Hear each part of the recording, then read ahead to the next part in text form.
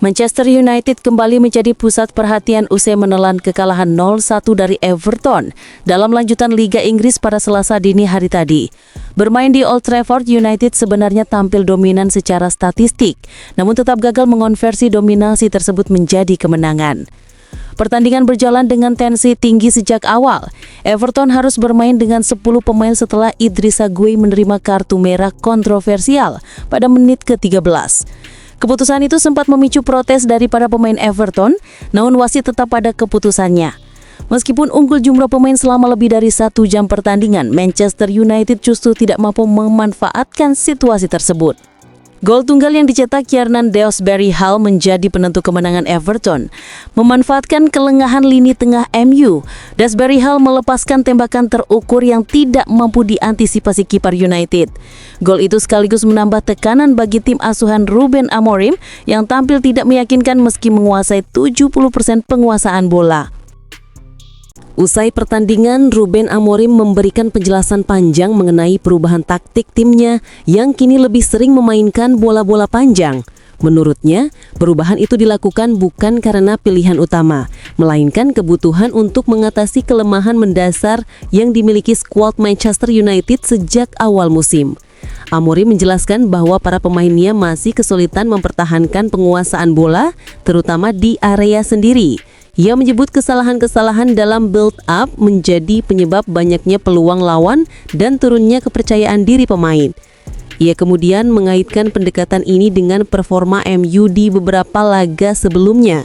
Saat menghadapi Liverpool di Anfield, United hanya mencatat 37% penguasaan bola, namun berhasil membawa pulang kemenangan 2-1. Dalam laga itu, MU bermain lebih direct dan memanfaatkan kecepatan dalam transisi.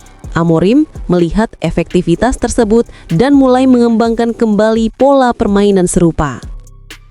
Hal yang sama terjadi ketika United menang 4-2 atas Brighton bulan lalu. Dengan hanya 42% penguasaan bola, United tetap tampil lebih tajam dan efisien.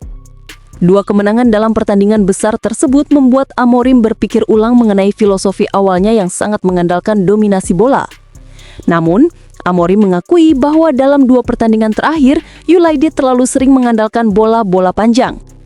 Menurutnya, lawan sudah bisa membaca pola permainan tersebut sehingga MU kehilangan variasi serangan. Ia menegaskan bahwa tim harus menemukan keseimbangan antara bermain direct dan menjaga identitas permainan berbasis penguasaan bola. Pelatih asal Portugal itu juga menyoroti masalah mentalitas dan konsistensi. Ia menyebut bahwa meski United mendapat pujian dalam 5 minggu terakhir atas perkembangan permainan mereka, kenyataannya MU masih jauh dari level ideal untuk bersaing di papan atas Premier League. Dalam pernyataannya, Amorim menegaskan bahwa United harus tampil hampir sempurna untuk memenangkan pertandingan. Dan pada laga melawan Everton, hal itu tidak terjadi.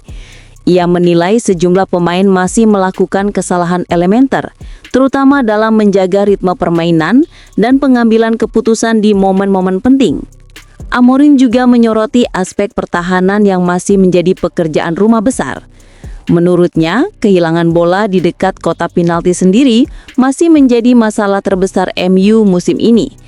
Ia menyebut timnya bahkan bisa menjadi salah satu yang terburuk di liga dalam hal kehilangan bola di area berbahaya. Kekalahan ini semakin mempertegas tantangan besar yang dihadapi Amorim. Dengan jadwal padat di bulan mendatang, termasuk laga-laga penting di liga, United harus segera menemukan bentuk permainan yang lebih stabil. Di sisi lain, tekanan dari supporter juga semakin meningkat. Para fans berharap kembalinya identitas Manchester United sebagai tim dengan permainan dominan, agresif, dan penuh kepercayaan diri. Namun hingga kini, proses tersebut masih berlangsung dan membutuhkan waktu.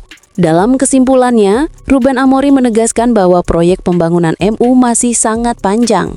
Ia menilai tim ini butuh waktu, perbaikan struktur permainan dan peningkatan kualitas individu untuk benar-benar bersaing di papan atas. Dengan situasi seperti ini, perjalanan Manchester United dalam beberapa bulan ke depan akan menjadi salah satu pembahasan yang paling menarik di Liga Inggris. Apakah Amorim mampu menemukan keseimbangan antara taktik direct dan permainan penguasaan bola, atau justru MU akan kembali tergelincir dan kehilangan momentum? Semua jawaban akan terlihat dalam pertandingan-pertandingan berikutnya, di mana United dituntut bangkit dan membuktikan bahwa mereka sedang berada di jalur yang benar menuju proses kebangkitan.